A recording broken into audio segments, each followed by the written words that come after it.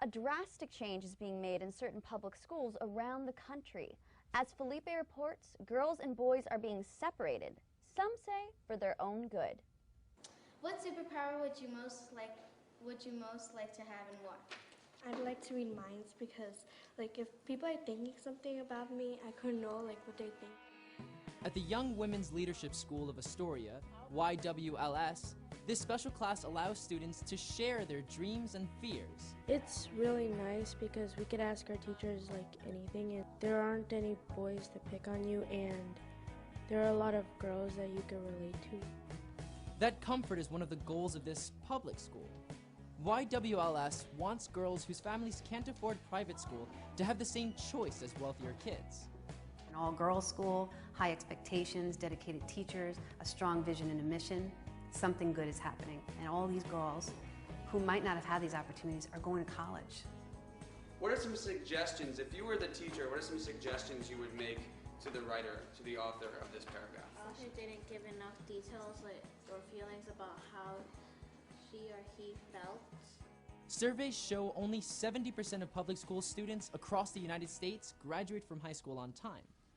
Let's go. First group. Everybody ready? Everybody should be ready. The issue is even more serious in this community, especially for boys. Typically in the Bronx, only 26% of males of color graduate high school within 4 years. Our rate was over 70% with our first class. The Eagle Academy expects an even higher percentage will graduate this year. It believes boys can focus better on their studies if girls aren't in their line of sight. With females around, I guess it kind of distracts me. If he's the god of the water, who do you think is impacted? There are different theories about what boys and girls need to succeed in school. Boys tend to need a little bit more action. They tend to need a little bit more interactiveness. Ladies, before... At YWLS, girls are often encouraged to do something they love, talk in groups. Talk about what you've noticed in this paragraph. What are some problems that you've seen? And then talk about the suggestions you would make to the author. This sentence, the I was craving pizza, was supposed to go in front of course. Giving them an opportunity to have productive classroom conversations is something that engages them more, is more likely to engage them or interest them, and is much more likely to actually have their brains working through speaking.